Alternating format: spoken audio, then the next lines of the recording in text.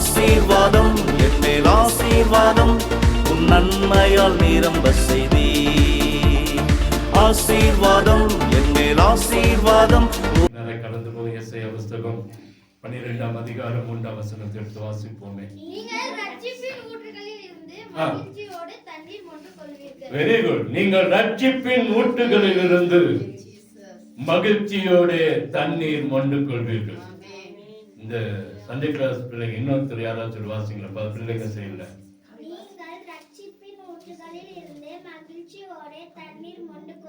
ஆமென் ஆமென் ஆமென். கர்த்தர் நல்லவர். ஆண்டவர்கிட்ட கேட்போம், ஆண்டவரே உங்க வார்த்தைக்காய் காத்து இருக்கிறோம். நீங்க பேசுங்க, நாங்க கேட்கிறோம். நீங்க பேசுங்க, நாங்க கேட்கிறோம். உடைய கரம் எங்களோடு கூட இருக்கட்டும். அப்பா, உங்க வார்த்தை கடந்து வரட்டும். என்னை மறைத்து நீங்க வெளிப்படுங்க. எனக்கும் எங்களுக்கும் இதை கேட்கிற பார்க்கிற எல்லாருக்கும் ஒரு ஆசீர்வாதமான வார்த்தையை உண்டாக்கட்டும். நீங்க எங்களோடு இருங்க. இயேசுவின் இன்ப நாமத்திலே ஜெபிக்கிறோம் அன்பின் நல்ல தகப்பனே. ஆமென் ஆமென். அல்லேலூயா. கர்த்தர் நல்லவர். இந்த வருஷத்துல ஒரு மொண்டு கொள்கிற ஆசீர்வாதத்தை கர்த்தர் வைத்திருக்கிறார். என்னது? எல்லா வீடுகளையும் சொன்னேன். சபையிலும் 2-3 வாரமா நம்ம பார்க்கிறோம். கடந்த வருஷமெல்லாம் பைப்பில் போய் குடத்தை வச்சு தண்ணியை திருப்பி விட்டு, ஒரு சில நேரங்கள் தண்ணி வராம காத்து மாத்திரம் வந்து தண்ணி வரட்டும் வெயிட் பண்ணி போய் திருப்பியே விட்டு குடத்தை வச்சுட்டே வீட்டுக்கு போய் வீட்டு வேலையெல்லாம் செஞ்சுட்டு வந்து இருந்துச்சா இல்லைங்களா? அப்படிப்பட்ட சூழ்நிலையெல்லாம் வந்துட்டோம். 2024 ஆண்ட இப்படியெல்லாம் காத்துல குடம் ரொம்பாம இருந்த காலங்கள் எல்லாம் இருக்கு. தண்ணீர் ரொம்பாத காலங்கள் எல்லாம், தண்ணீருக்காக பல இடங்களுக்கு கடந்து போன காலங்கள் எல்லாம் இருக்கு. போனோமா இல்லைங்களா? குடிக்க ஒரு தண்ணீர் இல்லாம எத்தனையோ இடங்களுக்கு போய் குடிப்பதற்கு தண்ணீர் கொண்டு வந்த நாட்கள் இருக்கிறது. நல்ல தண்ணீருக்காக அலைந்த நாட்கள் இருக்கிறது. ஆனா இந்த வருஷம் சொல்றாரு, பக்கத்திலேயே மகிழ்ச்சியோட ஒரு நீரூற்ற வச்சிருக்கிறப்பா, அதை மந்து எடுத்துக்க. இந்த 2025 எப்படிப்பட்ட ஆண்டு? ஆசீர்வாதத்தை முன்னெடுக்கிற நாள். ஒவ்வொரு நாளும் இந்த முன்னெடுக்கிற ஆசீர்வாதத்தை கர்த்தர் தருகிறாராம். நீங்க வேதாகமத்துல வாசிச்சு பார்த்தீங்கன்னா தெரிஞ்ச சம்பவத்தை தான் சொல்றேன். ஈசாக்கு 2 பசங்க இருந்தாங்க, தெரியுமா? நாங்க பார்த்ததுல பசங்க. ஓ, பாக்கியா பார்த்திருக்கா, பரவாயில்ல. அப்போ யாக்கோபு, ஏசா. இந்த ஈசாக்கு வயசு காலங்கள்ல சொல்றான் தன்னுடைய பிள்ளைய ஏசாவை பார்த்து, அவன் தான் பெரிய பையன், அவன் தான் புத்திர சுகாரத்து உரிமையாளன்.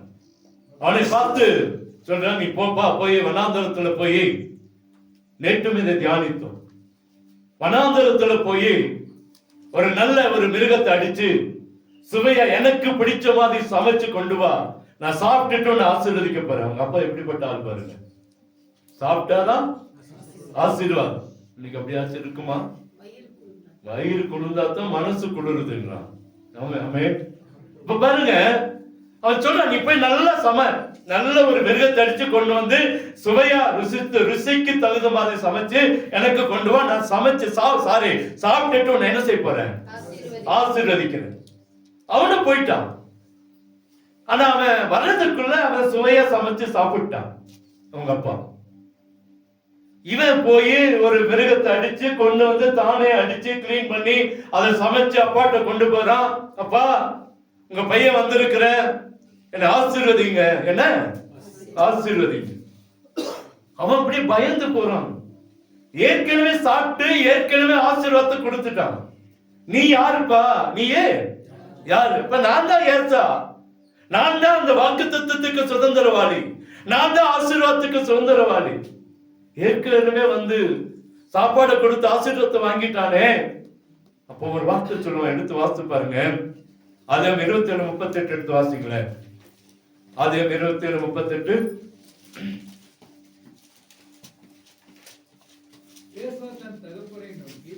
ஏசா தன் தகப்பனை நோக்கி, என் தகப்பனே, இந்த ஒரே ஆசீர்வாதமா உம்மிடத்தில் உண்டு. என் தகப்பனே, என்னை ஆசீர்வதியும் என்று சொல்லி சத்தமிட்டு ஏசா அழுதான். அல்லேலூயா. இன்னைக்கு மனுஷனிடத்துல ஒருவேளை ஒரு ஆசீர்வாதம் இருந்திருக்கலாம், மனுஷனிடத்துல ஒரு ஆசீர்வாதத்தை மாத்திரம் பாத்திரவானா இருந்திருக்கலாம். அந்த ஏசா ஆசீர்வாதத்தை இழந்து போய் நிக்கிற சூழ்நிலையில இருந்திருக்கலாம். நன்றாய் கவனிங்க. அவன் அழுகிறத பாக்குறப்பா, இந்த ஒரு ஆசீர்வாதம் உம்மிடத்துல இருக்கிறதா? அவன் சொல்ற, ஏற்கனவே நான் ஆசீர்வச்சிட்டேனேப்பா, ஏற்கனவே அந்த ஆசீர்வாதம் இப்ப என்கிட்ட இல்ல. உனக்கு கொடுக்கிற ஆசீர்வாதம் என்னிடத்துல இல்ல. ஆசீர்வாதம் இருக்குது, ஆனா உனக்கு வைத்திருக்கிற ஆசீர்வாதம், உனக்கே உரிமையான ஆசீர்வாதம் உனக்கு இல்லையப்பா. அது யாரோ ஒருத்தர் வஞ்சித்துட்டு போயிட்டானே, வாங்கிட்டு போயிட்டானே. எப்படி இருந்திருக்கு அந்த சூழ்நிலை?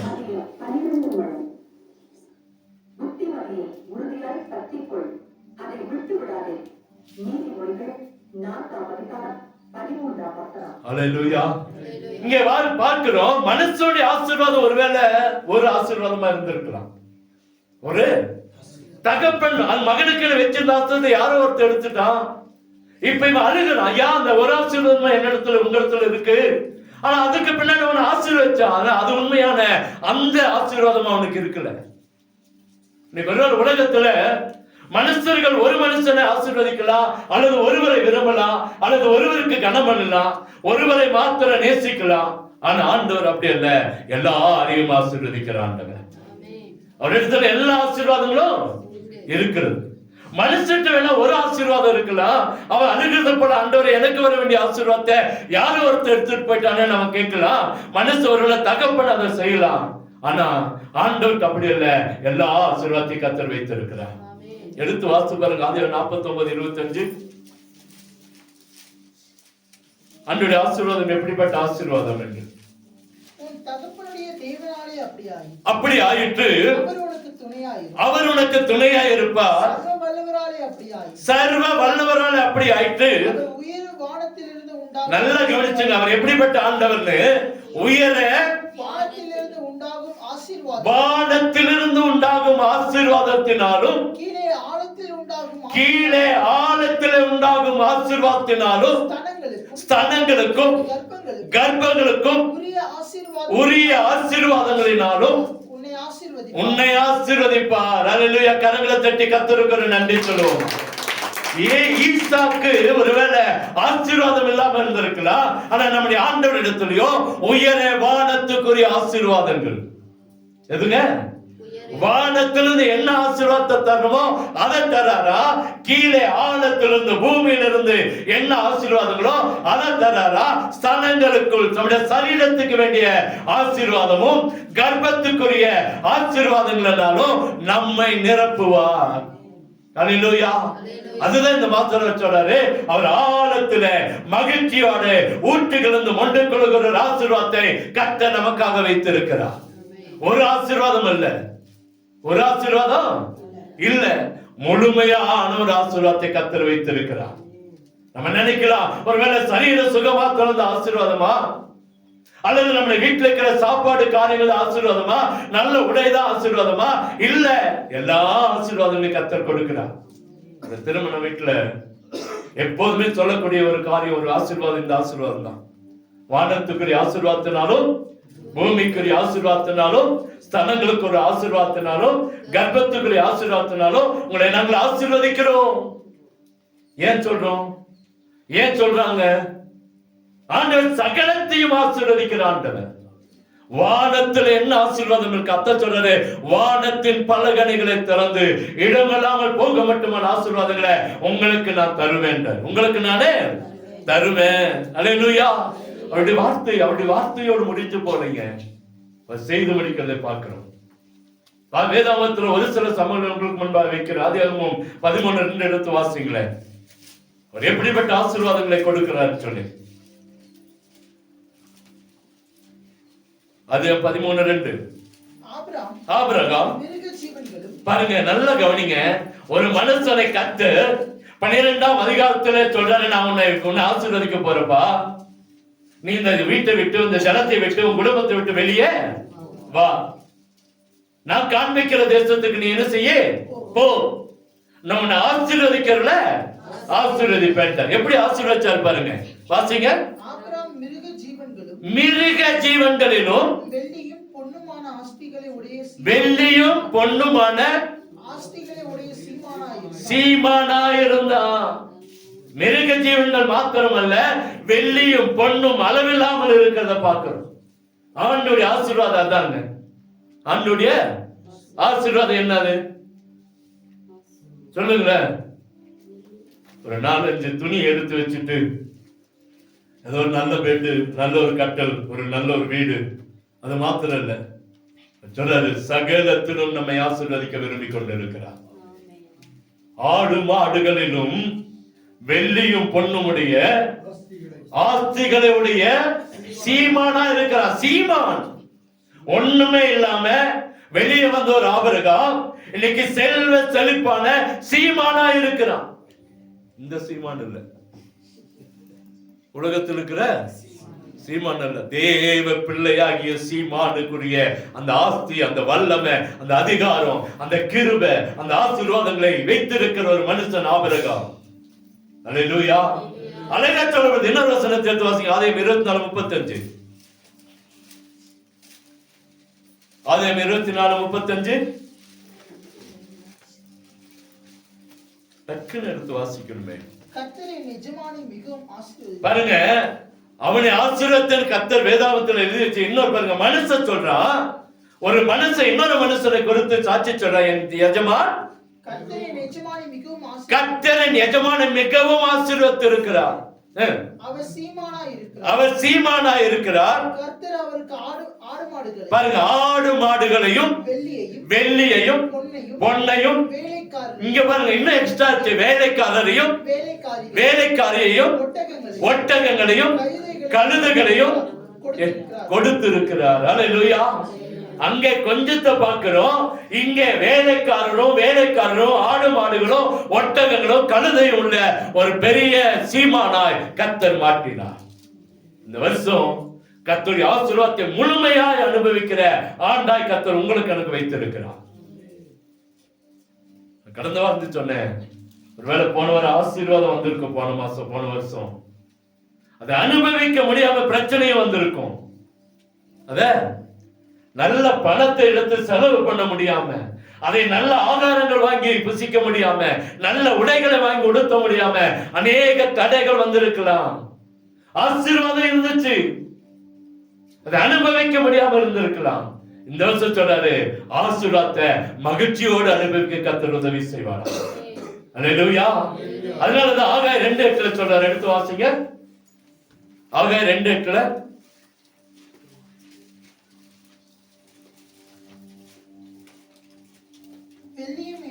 பாருங்க, ஆண்டவர் சொல்ற, வெள்ளியும் என்னுடையது பொன்னும் என்னுடையது என்று சேனையா சொல்றாங்க. சேனைகளின் கர்த்தர். நம்ம என்ன தேவை? வெள்ளியும் என்னுடையது பொன்னும். நீங்க இன்னொரு காரியத்தை பாருங்க, அப்போஸ்தலர் புத்தகத்துல வாசிக்கும் போது ஒரு சம்பவம் பார்க்கிறோம். பிச்சை கூட வெள்ளியும் பொண்ணும் போட்டிருக்காங்க.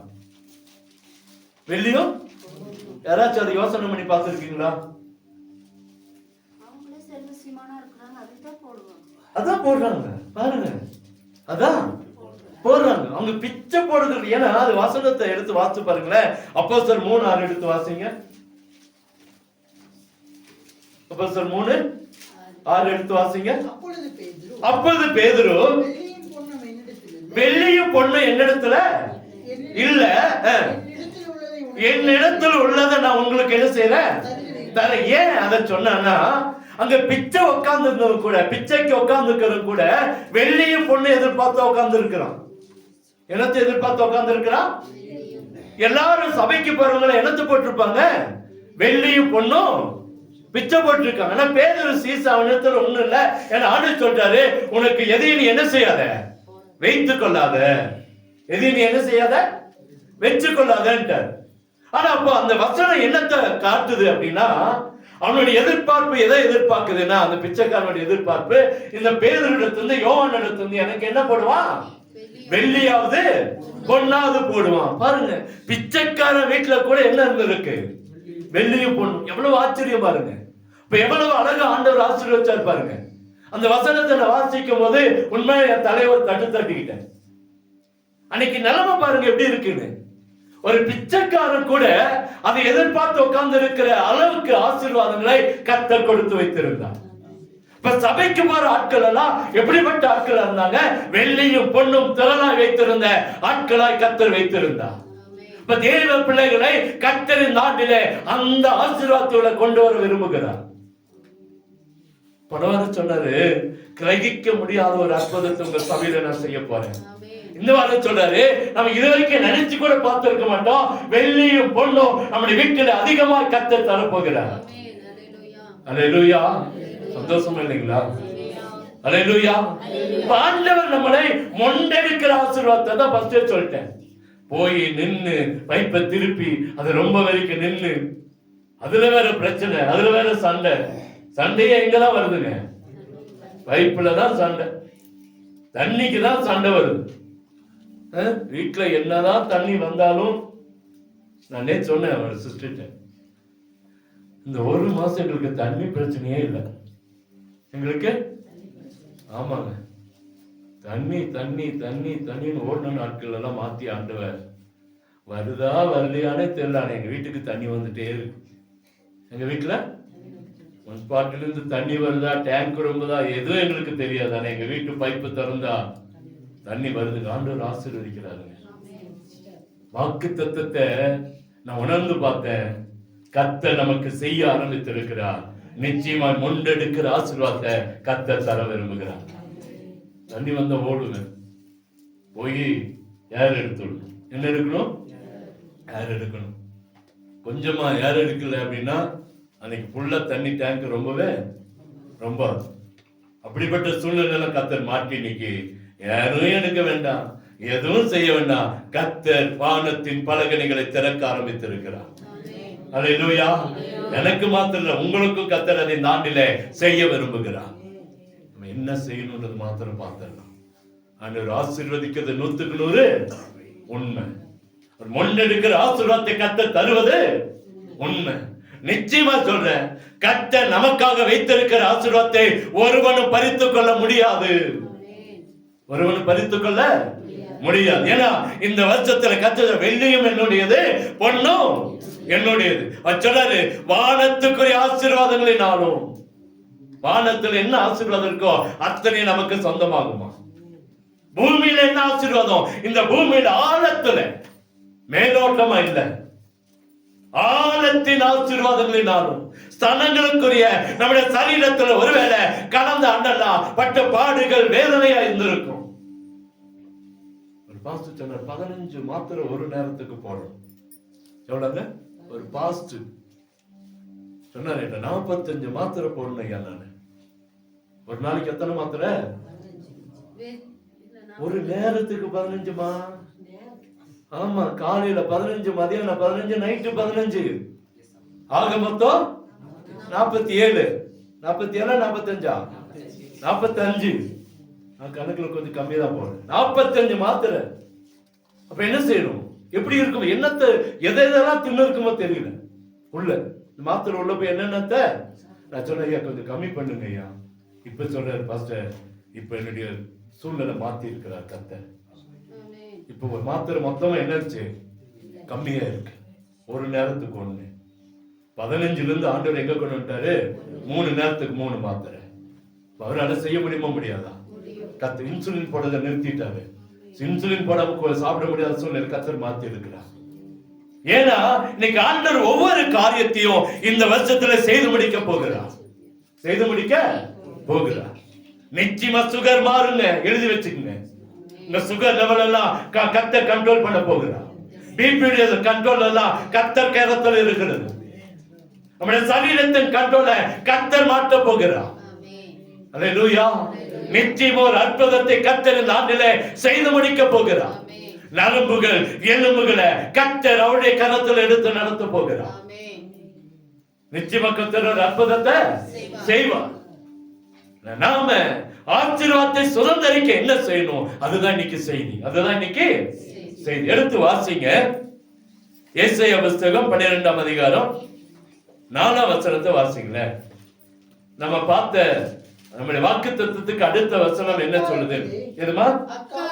அக்காலத்திலே நீங்கள் சொல்வது கர்த்தரை துதியுங்கள். அது ஒண்ணும் போதும். இன்னைக்கு அது சொல்றாரு, நம்ம ஆசீர்வாதத்தை சுதந்திரிக்கவே இந்த 2025 நமக்கு ஜீவனை கொடுத்திருக்கிறார். நீங்க எழுதி வச்சுங்க, என்னை ஆசீர்வதிக்கதான் இந்த ஆண்டை எனக்கு சேர்த்து கொடுத்திருக்கிறார். நிச்சயமா இன்னைக்கு 18 நாட்கள் முடிச்சிட்டோம். எத்தனை நாள் முடிச்சிட்டோம்? இந்த 12 மாதத்தை முடிக்க கர்த்தர் கிருபை தருவார். கிருபை கொடுப்பாரா கொடுக்க மாட்டாரா? கொடுப்பார். ஏன்னா அந்த 12 தாண்டி வந்துட்டோம். நிச்சயமா சொல்றேன், இந்த ஆண்டை முடிக்க கர்த்தர் கிருபை தருவார். ஆசீர்வாதத்தை காண கர்த்தர் கிருபை தருவார். ஆனா நாம என்ன செய்யணும் அப்படின்னா, அங்கே வாசிக்கிறோம், கர்த்தரை துதியுங்கள். இது ஈஸியா கஷ்டமா? ஆசீர்வாதத்தை சுதந்திரிக்க உனக்கு ஒரு சாவியை தரப்பா, இந்த கீயை நீ வச்சுக்கோ. என்ன கீ அப்படின்னா, கர்த்தரை துதிக்கிற கீ. நிறைய இருக்கு அந்த வசனத்துல. இன்னைக்கு ஒண்ணு பார்த்தா நேரம் சரியா இருக்கும்னு நினைக்கிறேன். கர்த்தரை துதிக்கணும். என்ன செய்யணும்? ஏன் அப்படின்னா, துதிதான் பிரச்சனையை மாற்றும். அதுக்கு தினந்தோறும் முன்னெடுத்துடலாம் அப்படி இல்ல. பிரச்சனை இருக்கு, பிரச்சனை வேதனை இருக்கு. ஆரம்பத்துல பார்த்துட்டோம். ஜனவரி 1ஆம் தேதி ஆண்டவர் கொடுத்த தீர்க்க தரிசன வார்த்தையில போராட்டம் இருக்கு, ஆழத்துல போக வேண்டிய கட்டாயம் இருக்கிறது, வேதனை இருக்கு, பிரச்சனை இருக்கு, போராட்டம் இருக்கு 2025. ஆனா அதற்கு மத்தியிலும் உங்களையும் என்னையும் கர்த்தர் ஆசீர்வதிக்கவும் விரும்புகிறார். ஆசீர்வதிக்கணும், துதிக்கணும். என்ன செய்யணும்? கர்த்தரை துதிக்கணும். கர்த்தரை துதிக்க துதிக்க எல்லா பிரச்சனையும் மாறுங்க. எல்லா பிரச்சனையும் மாறும். உங்க வீட்டுல, உங்க குடும்பத்துல எப்பெல்லாம் தேவனுடைய சமூகத்துல பிரச்சனை வருதோ சோர்ந்து போகாதீங்க. லூக்கா 18:1 சொல்ல, சோர்ந்து போகாம ஜெபம் பண்ணுங்க. சோர்ந்து போகாம ஜெபம் பண்ணுங்க. அது வீடுகளெல்லாம் பார்த்துட்டோம், அதை திரும்பியும் பார்க்கல. ஒவ்வொரு வீட்டிலும் ஒவ்வொரு வசனத்தை கர்த்தர் என்ன செய்யணும்னு சொல்லிட்டு இருக்காரு. நம்ம அதை அப்படியே லைனா பார்த்துட்டு வந்துட்டோம். இன்னைக்கு ஆண்டவர் சொல்றதுன்னா, துதிச்சா பிரச்சனை மாறும். துதிச்சா பிரச்சனை மாறும். தேவனை துதிக்கிற பிள்ளைகள், தேவனை துதிக்க துதிக்க துதிக்க துதிக்க பிரச்சனைகள் என்ன செய்யுங்க? மாறும். 2 சாமுவேல் 22:4 எடுத்து வாசிங்களேன். 2 சாமுவேல் 22:4.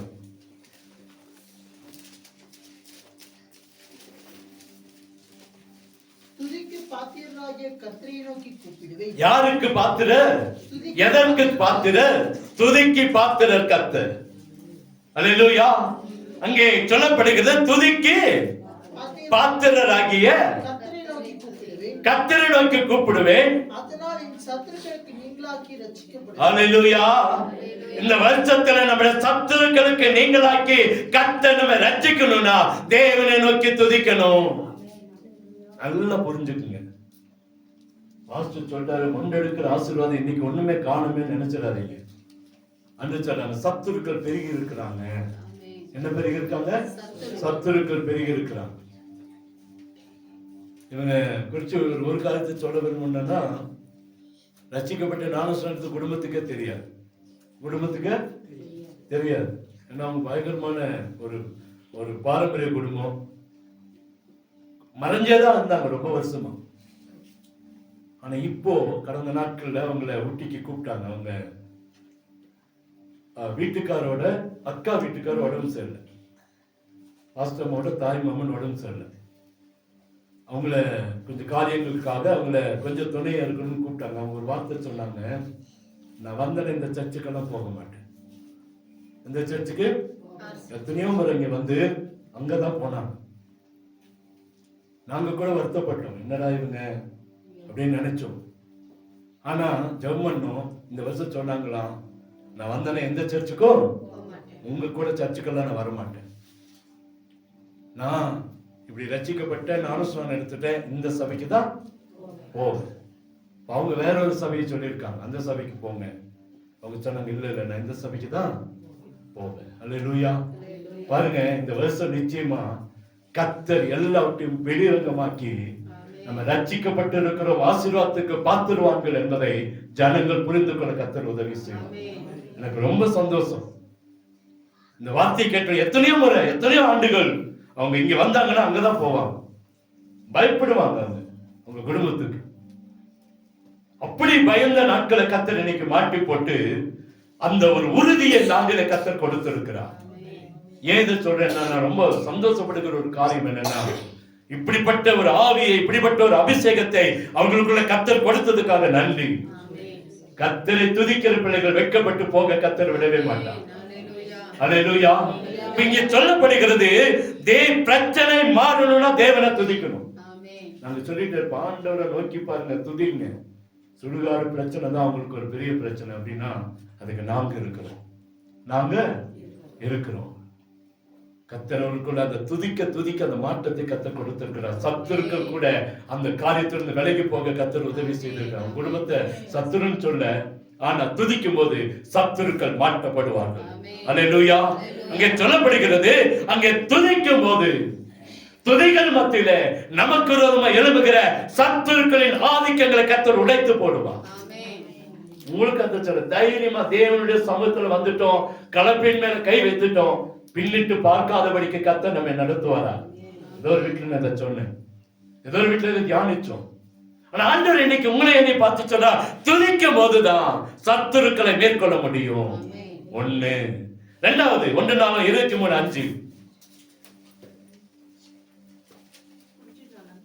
நாளாகமும் 23:5 4000 பேர் வாசல் காக்கிறவர்களாய் இருக்க வேண்டும் என்றும் 4000 பேர் வாசல் காக்கிறவர்களாய் இருக்க வேண்டும் என்றும் துதி செய்கிறதற்கு தான் பண்ணுவித்த துதி செய்வதற்கு தான் பண்ணுவித்த கீத வாத்தியங்களால் 4000 பேர் கர்த்தரை துதிக்கிறவர்களாய் இருக்க வேண்டும் என்று தாவீது சொன்னார். எத்தனாயிரம் பேருங்க? தன்னுடைய ராஜ்யம் பலப்படணும்னா, தன் ஆயுசு நாட்கள் பலப்படணும்னா, தன் குடும்பம் பலப்படணும்னா துதிக்கிறதுக்கு நேரத்தை ஒதுக்கினா, ஆட்களை ஒதுக்கினா தாவீது. அவனுக்கு பல பிரச்சனை இருந்துச்சு. சொந்த மாமனாரை எதிர்த்து வந்தா, சொந்த பிள்ளைகள் அவனுக்கு விரோதமா எழுப்பினாங்க. அவனுக்கு தெரியும், நான் துதிக்கிறதுக்கு ஆளு வச்சா என் ராஜ்யத்தை அழிக்க முடியாது, என் ராஜ்யத்தை, என்னுடைய சரீரத்தை பிசாசு தொட முடியாது. நம்முடைய சரீரத்தை பிசாசு துதிக்க துதிக்க துதிக்க கர்த்தர் நம்மோடு கூட காரியங்களை செய்கிறவரா இருக்கிறார். தாவீதுக்கு தெரியும், நான் துதிக்க ஆட்களை வச்சுட்டேன்னா என் ராஜ்யத்தை ஒருவனும் தொட முடியாது, என் ராஜ்யத்தை ஒருவனும் தொட முடியாது. இன்னைக்கு ஆண்டவர் உங்களிடத்துல என்னிடத்துல சொல்லுகிற காரியம், நம்முடைய விவசாயத்தை, நம்முடைய வேலைகளை, நம்முடைய படிப்பை கர்த்தரோடு கூட இருக்கணும்னு சொன்னா துதிக்க ஆரம்பிப்போம். துஷ்ட மிருகம் வருதா, துதிங்க. வேண்டாத செய்வனை ஆவிகள் கிரியை செய்தா துதிங்க. பணவார பார்த்தோம், நமக்காக யுத்தம் செய்கிறவர் கர்த்தர். நீங்க சும்மா இருங்கன்னு சொல்றாரு. நீங்க என்ன செய்யுங்க? நம்ம சும்மா எப்படி இருக்கணும்? துதிக்கும் போது தேவன் சமூகத்துல நமக்கு எழும்புகிற எல்லா காரியங்களையும் கர்த்தர். தாவீதுக்கு தெரிஞ்சிருக்குது, நான் துதிக்க ஆட்கள் வச்சாதான் என் ராஜ்யம் காப்பாற்றப்படும். அதான் 40 வருஷம் அந்த தேசத்தை ஆண்டான். எத்தனை வருஷம்? 40 வருஷம்.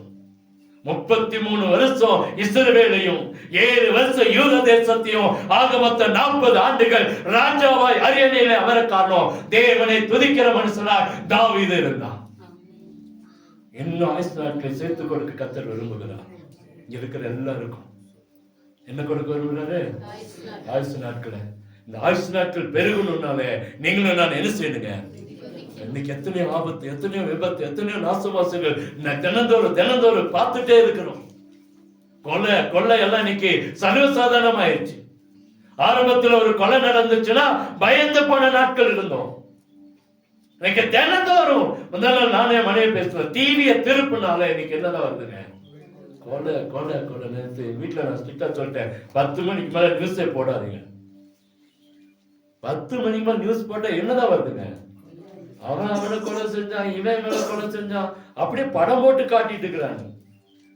அந்த சவுண்ட கேட்ட உடனே நான் வீட்டுல கேட்ப 10 ஆயிடுச்சா மணி, அப்படி ஆயிடுச்சு இன்னைக்கு.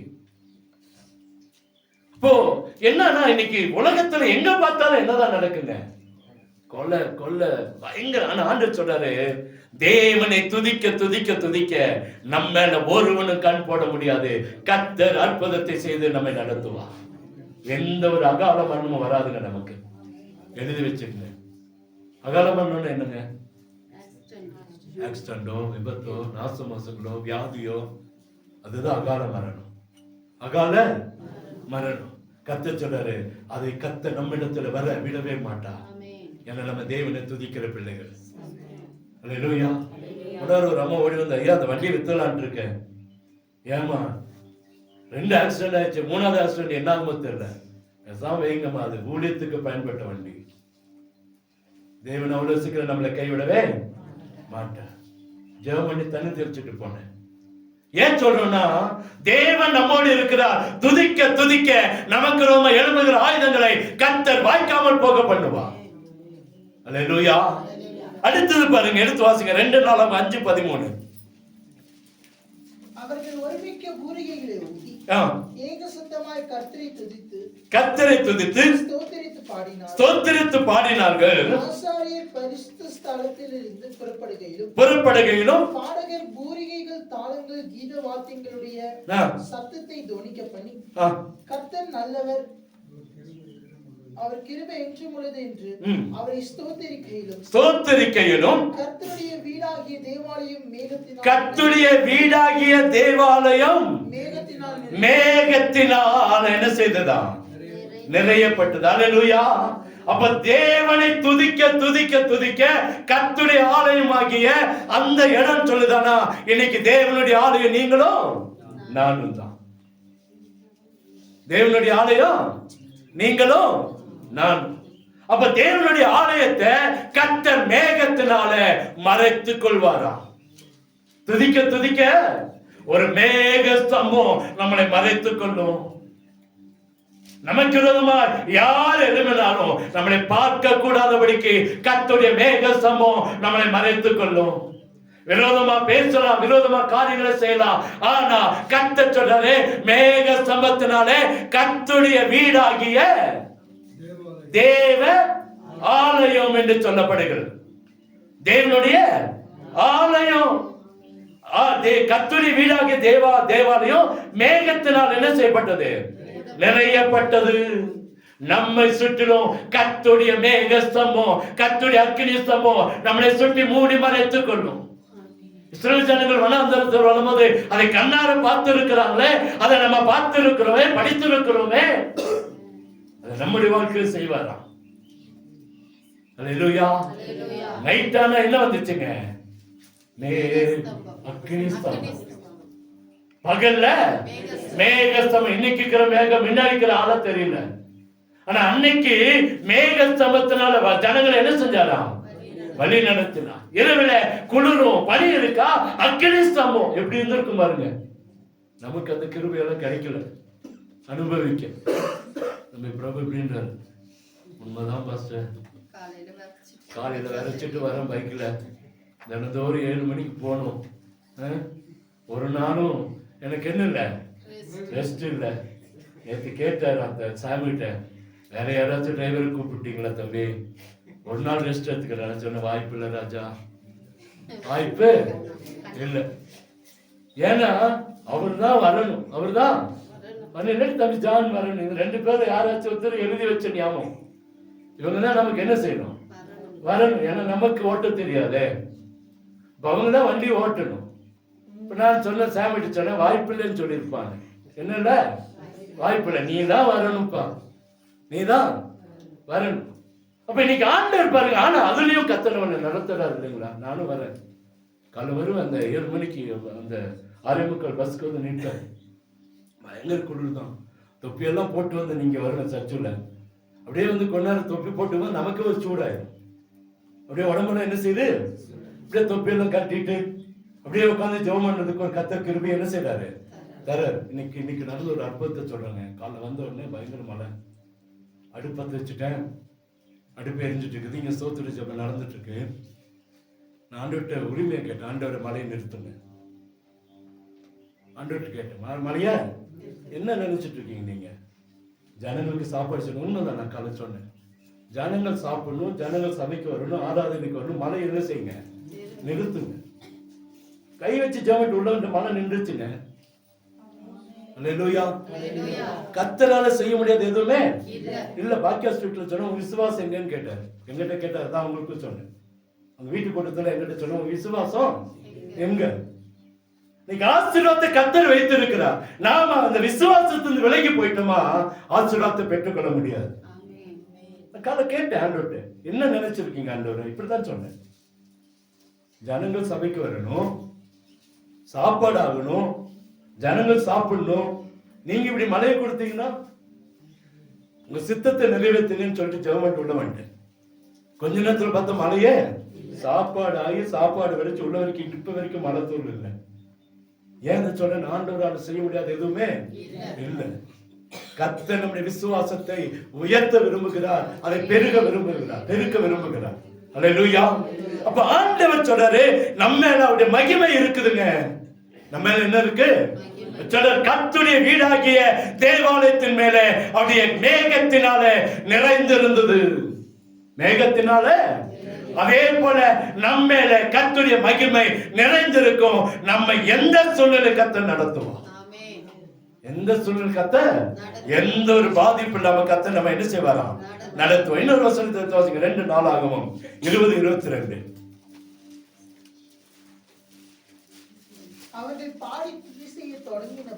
அவர்கள் பாடி துதி செய்ய தொடங்கின போது யூதாவுக்கு விரோதமாய் வந்து பதிவிருந்த அம்மோன் புத்திரரையும் மோவாபியரையும் சேயீர் மலை தேசத்தாரையும் ஒருவருக்கு விரோதமாய் ஒருவரை கர்த்தர் எழும்ப பண்ணியதனால அவர்கள் வெட்டுண்டு விழுந்தார்கள். எப்ப நடந்துச்சுங்க?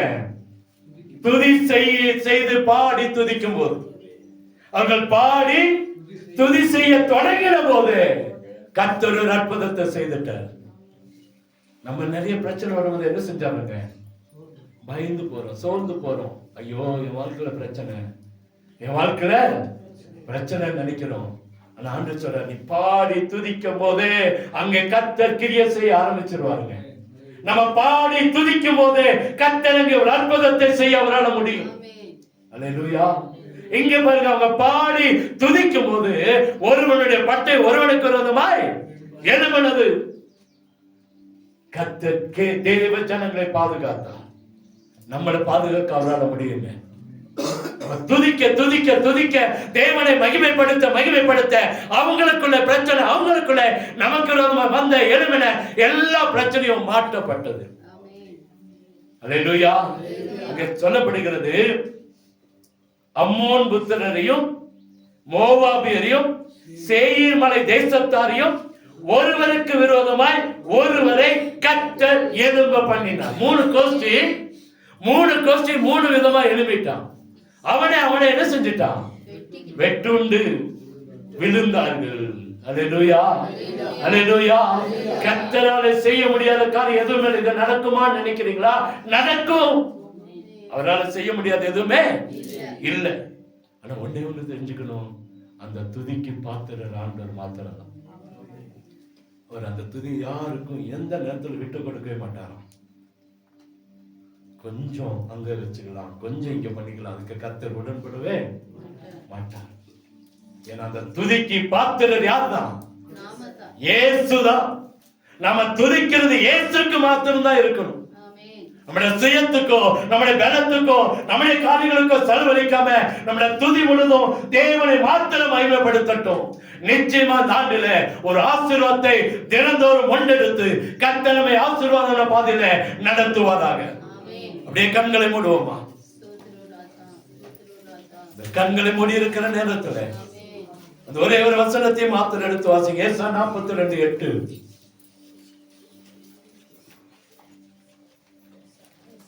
ஏசாயா 42:8. நான் கர்த்தர், இது என் நாமம், என் மகிமையை வேறொருவனுக்கும் என் துதியை விக்கிரங்களுக்கும் என்ன செய்ய மாட்டேன்? கொடுக்க மாட்டேன். நம்ம துதி யாருக்கு மாத்திரம்தான்? இயேசுக்கு மாத்திரம்தான். எந்த இடத்துல இயேசுவை தவிர யாருக்கும் நம்ம துதி செலுத்தலாய் மாறக்கூடாது. ஏன்னா இதுக்கு பாத்திரர், இதற்கு கனத்துக்குரியவர், இதுக்கு எல்லாவற்றுக்கும் பொருத்தமானவர் நம்முடைய ஆண்டவர் மாத்திரம் தான். சொல்றார், என் துதியை வேறொருவனுக்கு நான் கொடுக்க மாட்டேன். அவங்க அம்மாவுக்கு கூட கொடுக்கல. உனக்கும் எனக்கு என்னோட வேலை இன்னும் வரல. யாருக்கும் கொடுக்க மாட்டார் அவர். அவருக்கு மாத்திரம்தான் அந்த துதிக்கு பாத்திரர். அந்த துதிக்கு பாத்திரரை மாத்திரம் நம்ம துதிக்க ஆரம்பிப்போம். இந்த வருஷத்துல இதுவரைக்கும் காணாதத, இதுவரைக்கும் பார்க்காதத, இதுவரைக்கும் கேட்காதத கர்த்தர் தருவார். எனக்கு நல்லா ஞாபகம் இருக்கிறது, போன வருஷம் முந்தின வருஷம் இதே மாதிரி ஆண்டவர் பேசினாரு. இதே சூழ்நிலை தான் கர்த்தர் பேசினார். நம்முடைய வாழ்க்கையில பார்க்காததை கேட்காததை கர்த்தர் செய்து முடித்தான்.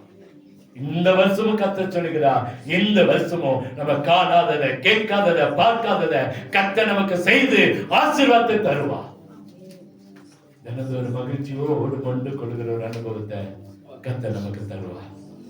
அருமையான குடும்பமே, அருமையான வாலிப பிள்ளைகளே, அருமையான சிறு பிள்ளைகளே, உங்களை பார்த்து கர்த்தர் சொல்லுகிறார், இந்த வருஷத்துல மகிழ்ச்சியோடு ஆசீர்வாதத்தை தண்ணீரை கொண்டு கொள்வீர்கள். போன வருஷம் போல இல்ல, போன வருஷம் பல காரியங்கள் மத்தியில் ஆசீர்வாதம் இருந்தது, அனுபவிக்க முடியல. நன்மைகள் இருந்தது, அனுபவிக்க முடியல. இந்த வருஷம் ஆசீர்வாதமும் இருக்கும், நன்மையும் இருக்கும். இதை கொண்டு கொள்ளணும்னா தேவனை துதிக்கணும். மேல பார்த்தோம், ஆண்டவர் ஆசீர்வாதத்தின் தேவன். ஆபிரகாமை ஆசீர்வதித்த ஆண்டவர்.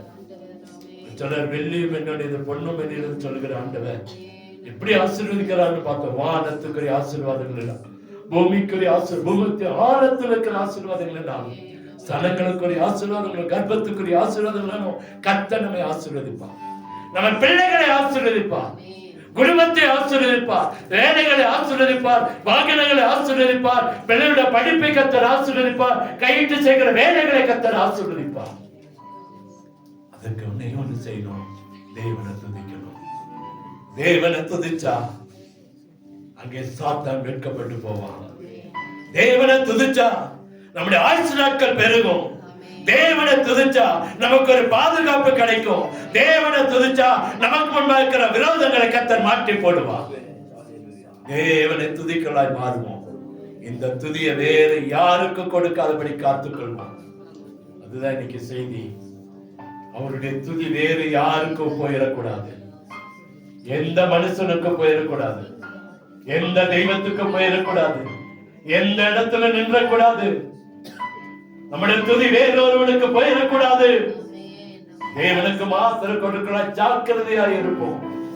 இந்த வருஷத்துல அவருடைய துதி அவருக்கு கொடுப்போம். நிச்சயமா அவர் மண்டெடுக்கிற ஆசீர்வாதத்தை கர்த்தர் நமக்கு தருவாராக. எங்களை கிருபையாய் நேசிக்கிற அன்பின் நல்ல தகப்பனே, வார்த்தைக்காய் நன்றி. நீர் ஆசீர்வாதத்தின் சம்பூர்ணர் ஆண்டவரே. எங்களை செல்வ சீமானாய் மாற்ற விரும்புகிறீர். ஒரு குறை இல்லாம நாங்கள் எதிர்பார்க்காத வெள்ளியும் பொன்னும் கூட எங்களுக்கு தர விரும்புகிறீர் ஐயா. நீங்க சொல்லுவோம், இந்த வருஷமாவது ஒரு கால் பவுன் நகை வாங்கி வச்சுக்கலாமா அப்படின்னு நினைக்கலாம். அல்லது ஏதாவது ஒரு பொருள் வாங்கி எங்க பிள்ளைகளுக்கு சேர்த்து வைக்கலாமான்னு கூட நினைக்கலாம். அந்த நிலைமையை மாற்றி போட்டு அதிகமாய் ஆசீர்வதிக்க வேண்டும் என்று சொல்லி ஜெபிக்கிறோம். கொஞ்சம் அல்ல ஆண்டவரே, பிள்ளையோட ஆசீர்வாதத்துக்கு ஊற்றாய். வெள்ளியும் பொன்னும், வானத்துக்குரிய ஆசீர்வாதங்களும், பூமிக்குரிய ஆசீர்வாதங்களும், ஆழத்துக்குரிய ஆசீர்வாதங்களும், ஸ்தானங்களுக்குரிய சரீரத்துக்குரிய ஆசீர்வாதங்களும், கர்ப்பத்துக்குரிய பிள்ளைகளுக்குரிய ஆசீர்வாதங்களையும் பெருக பண்ணுங்கப்பா, பெருக பண்ணுங்கப்பா. அற்புதம் நடக்கணும். நாங்கள் துதிக்கலாய் மாறணும். துதிச்சா எங்க வாழ்க்கையில் அற்புதம் நடக்கணும்னு சொல்லிட்டீங்க. ஆனா எங்க துதி வேறொருவனுக்கு சொந்தமா இருக்கக்கூடாதப்பா. அதில் நாங்கள் ஜாக்கிரதையா இருக்கணும்ப்பா. எங்க கனம், நாங்க செலுத்துகிற துதி, எங்களுடைய நேரங்கள் அந்த வேறொரு இடத்துல இருந்துடக்கூடாதப்பா. உற்சாகமாய் ஆண்டவரே வாக்குத்தத்தமா சொல்லி இருக்கிறதே, அதை நாங்கள் உற்சாகமாய் கடைபிடிக்க எங்களுக்கு கிருபை கொடுங்கப்பா. எங்கள் துதி வேறொருவனுக்கு சொந்தமா இருக்கக்கூடாது. உண்மையே நோக்கி பார்க்கிற, உம்மையே நோக்கி பார்க்கிறேன். உம்மை நோக்கி பார்த்த கண்கள் வெட்கப்பட்டு போகலையே. உம்மை நோக்கி பார்த்த முகங்கள் பிரகாசம் அடைந்தன. உம்மையே நோக்கி பார்க்கல எங்களை மாற்ற வேண்டும் என்று சொல்லி ஜெபிக்கிறேன். உமக்கே கனமும் மகிமையும் உமக்கே செலுத்துகிறான். வந்திருக்கிற ஒவ்வொருவரையும் ஆசீர்வதி. இதை கேட்கிற பார்க்கிற எல்லாரையும் ஆசீர்வதி. ஆண்டவரே, வீட்டில் இருக்கிறதான சூழ்நிலைகள், ஆண்டவரே, கடன்கள், இல்லாத நிலைமைகள், வறுமைகள், தரித்திரங்கள் மாறட்டும். ஆசீர்வாத குறைச்சல்களை எடுத்து போடுங்கப்பா. சமாதான குறைச்சல்களை எடுத்து போடுங்க. நிம்மதியற்ற நிலைமைகளை மாற்றுங்க. பிரச்சனை, போராட்டம், சண்டை மாறட்டும். ஆசீர்வாதத்தின் ஊட்டுகள் ஒவ்வொரு வீட்டிலும் திறக்கப்படட்டும். முன்னெடுக்க ஆசீர்வாதத்தை பெற்றுக்கொள்ள உதவி செய்யும். வீட்டுக்கு ரப்பம், தண்ணீர், வருமானம், பொருளாதாரங்கள் ஆசீர்வதிக்கப்படட்டும். ஒன்றிலும் குறையாம நிறைவானது, மேலானது, நன்மையானது, அற்புதமானதை தாங்க அற்புதம் நடக்கட்டும். இயேசுவின் இன்ப நாமத்தில் ஜெபிக்கிறோம். அன்பின் நல்ல தகப்பனே, புது வருடத்தில் நிரம்ப செய்தி